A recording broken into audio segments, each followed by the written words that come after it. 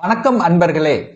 அஸ்ட்ரோசிரி channel வாயிலாக நான் உங்கள் அஸ்ட்ராலஜர் டாக்டர் சதீஷ். கன்னிராசி அன்பர்களே, இந்த பங்குனி மாதம் எப்படி இருக்கும் அப்படின்னு பார்க்கும் பொழுது முதலில் வேலை, தொழில், வியாபாரம் சார்ந்த விஷயங்கள் எப்படி இருக்கும் அப்படின்னு பார்க்கும் பொழுது அந்த 10ஆம் அதிபதியை பார்க்கணும். அந்த 10ஆம் அதிபதி இந்த மாதத்தில் எங்க இருக்கார் அப்படின்னா 7ஆம் இடம் என்கின்ற கூட்டு தொழில் அப்படின்னு சொல்லக்கூடிய அந்த திருமண பாவம் என்று சொல்லக்கூடிய 7ஆம் இடத்தில் அமர்ந்து கொண்டு நீசமாக உட்கார்ந்திருக்கார். அதாவது இந்த பங்குனி 13ஆம் தேதி வரை 10ஆம் அதிபதி நீசமாக இருக்கார். அப்போ அது யாரோட சேர்ந்திருக்காருன்னா ராகு, சர்ப்ப கிரகம் என்று சொல்லக்கூடிய ராகுவுடன் 12ஆம் அதிபதி என்று சொல்லக்கூடிய சூரியனோட இருக்கார். அப்போ இந்த பங்குனி 13ஆம் தேதி வரை, அதாவது மார்ச் மாதம் 26ஆம் தேதி வரை கொஞ்சம் அலைச்சல் சிறுச்சலாக கொஞ்சம் டென்ஷனாக இருக்கக்கூடிய அமைப்புகளை உருவாக்கும்.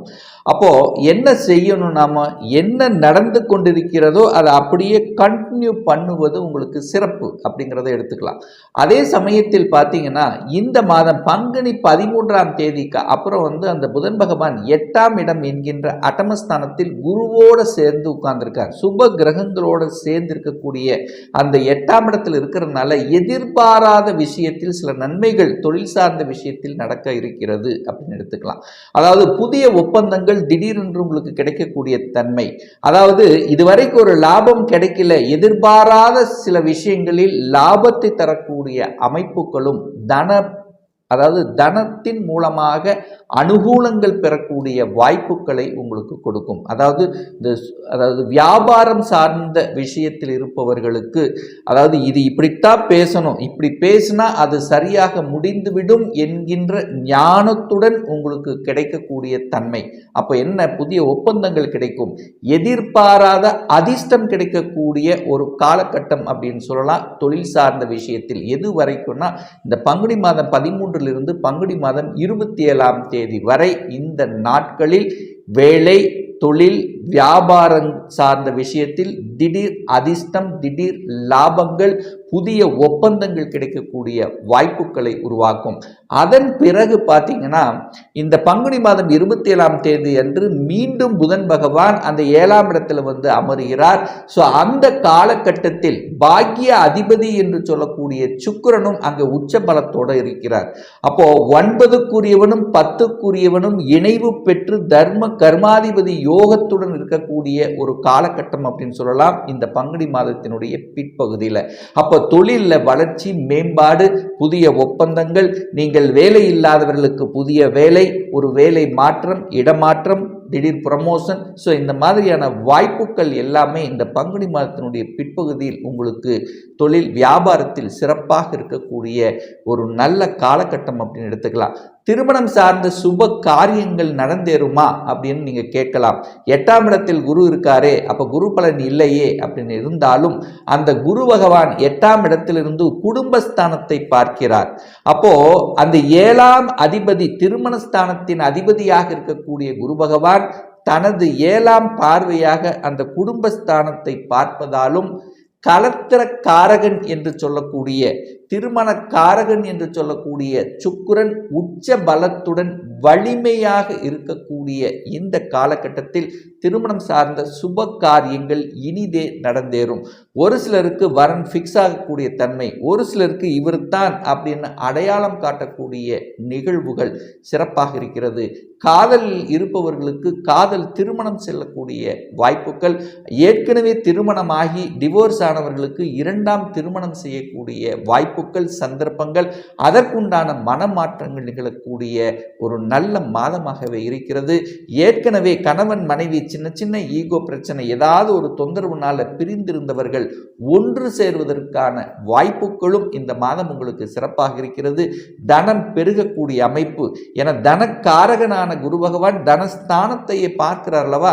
அப்போ இதுவரைக்கும் உங்க பேச்சை கேட்காதவர்கள் கூட இப்போ இந்த மாதம் உங்களுடைய பேச்சு கேட்கக்கூடிய அமைப்பு. இதுவரைக்கு தான் பேசினது தப்புன்னு நினைத்தவர் கூட அவர் சொல்றது சரி அப்படின்னு உணரக்கூடிய ஒரு நல்ல மாதமாக உங்களுக்கு அமைகிறது. குடும்பத்தில் சுப காரியங்கள், குடும்ப உறுப்பினர்கள் ஒன்று சேர்ந்து ஒரு தொழிலை ஆரம்பிக்கணும் அப்படிங்கிற எண்ணங்கள், உந்துதல்கள் இந்த மாதம் உங்களுக்கு சிறப்பாக இருக்கிறது. அப்போ சுப காரியங்கள் செய்யக்கூடிய வாய்ப்புகள், சந்தர்ப்பங்கள் சிறப்பாக இருக்கிறது. அதே சமயத்தில் இந்த மாதம் வண்டி வாகனங்கள் வாங்குவதற்கு உகந்த மாதமாக இருக்குமா அப்படின்னு நீங்கள் கேட்டிங்கன்னா, சுக்கிரன் உச்சம் அடையக்கூடிய ஒரு நல்ல மாதம். சுக்கிரன் அப்படின்னாலே சொகுசு வண்டி வாகனத்துக்கு அதிபதி அல்லவா? அவர் உச்சம் பெறக்கூடிய இந்த மாதத்தில், அதாவது உங்களுக்கு பாக்கியத்தை தரக்கூடிய அந்த சுக்கிரன் உச்ச பலமாக இருக்கின்ற காரணத்தால் நீங்கள் எந்த வாகனத்தை வாங்கணும் என்று ரொம்ப நாளாக உங்கள் மனதில் ஆழமாக பதிவு வைத்திருந்தீர்களோ அந்த வாகனங்கள், உங்களுக்கு பிடித்த வாகனங்கள் வாங்குவதற்கான யோகம் கொடுக்கக்கூடிய ஒரு நல்ல காலகட்டம். அதே சமயத்தில் வீடு வாங்கக்கூடிய யோகமும் இந்த மாதம் இருக்கு. ஏன்னா சுக்கிரனும் வீட்டுக்கு காரகன் அல்லவா? அப்போ வாகனங்கள், வீடு வாங்குவதற்கு ஒரு நல்ல மாதமாகவே அமைகிறது. குழந்தைகள் சார்ந்த விஷயங்கள், குழந்தைகளினுடைய படிப்பு சம்பந்தப்பட்ட விஷயங்கள் சிறப்பாக இருக்குமா அப்படின்னு பார்க்கும் பொழுது, இந்த மாதத்தில் அந்த குரு பகவானும் அந்த புதன் பகவானும் இணைவு பெற்றிருக்கார். அப்ப என்ன படிக்கணும் என்று ஆசைப்படுகிறீர்களோ அந்த ஆசைகளை நிறைவேற்றி கொள்ளக்கூடிய, அதற்கு அடித்தளம் போடக்கூடிய ஒரு நல்ல மாதமாகவே உங்களுக்கு அமைகிறது. குருமார்களினுடைய ஆசீர்வாதங்கள், உங்களுடைய ஆசிரியர்களினுடைய துணைகள், இது எல்லாமே உங்களுக்கு சிறப்பாக இருக்கிறது. தாய் தந்தையர்களும் கூட இந்த மாதம் குழந்தைகள் சிறப்பாக படிப்பார்கள். சிறப்பாக படிக்கக்கூடிய தன்மைகள், அதற்கு என்ன செய்யணுமோ அத்தனை சகல வசதிகளையும் செய்து கொடுக்கக்கூடிய அம்சங்கள் சிறப்பாக இருக்கிறது.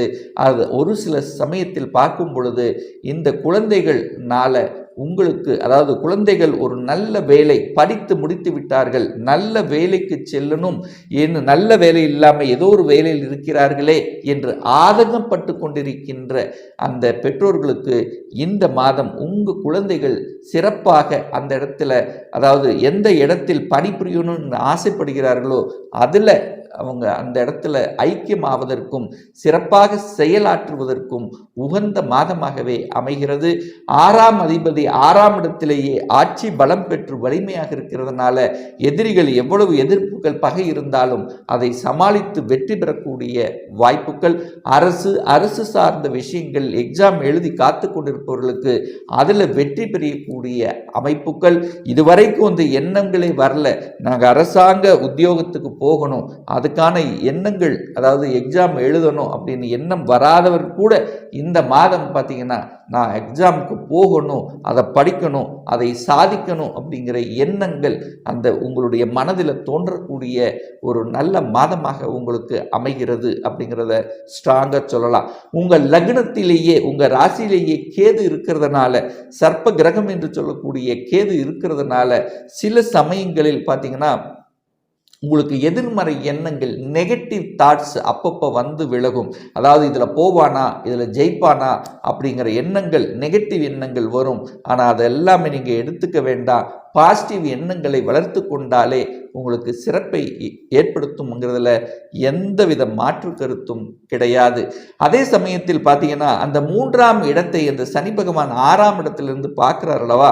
அப்போ நீங்கள் என்ன ஜாமீன் கையெழுத்து, இந்த மாதிரியான விஷயங்கள், மற்றவர்களுக்கு முன்பின் தெரியாதவர்களுக்கு ஜாமீன் கையெழுத்து போடுவதை அறவே தவிர்த்து விடுவது தான் இந்த காலகட்டம் உங்களுக்கு சிறப்பை ஏற்படுத்தி கொடுக்கும். அதே சமயத்தில் சூரியனைப் போல பேசக்கூடிய தன்மை, சூரியன் எப்படி ஒரு ஸ்ட்ரைட் ஃபார்வர்டாக இருக்கிறதோ, ஸோ அந்த தன்மைங்கிறது இயல்பாகவே இந்த மாதம் உங்களுக்கு அமையும்.